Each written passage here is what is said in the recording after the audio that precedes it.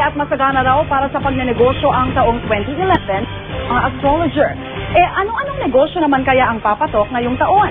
Alamin sa pagtutok ni Bernadette Reyes.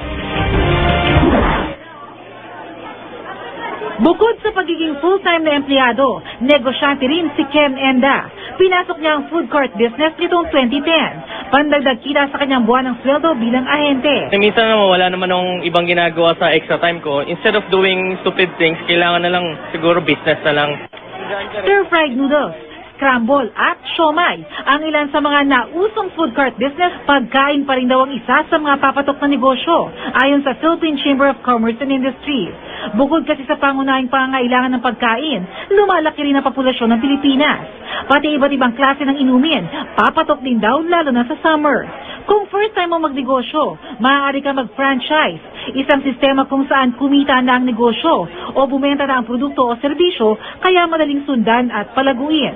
Maaari na makapagsimula ng isang collapsible food court business.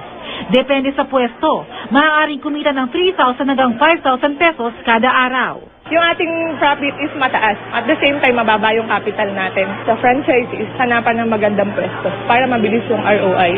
Pag-isipan nyo rin kung anong gusto nyo yung passion nyo, kung anong gusto nyo i-business, kung ano pong food. Lahat naman ng business dapat tinututukan natin Kasi hindi magsasucceed ang business kung papabayaan lang natin.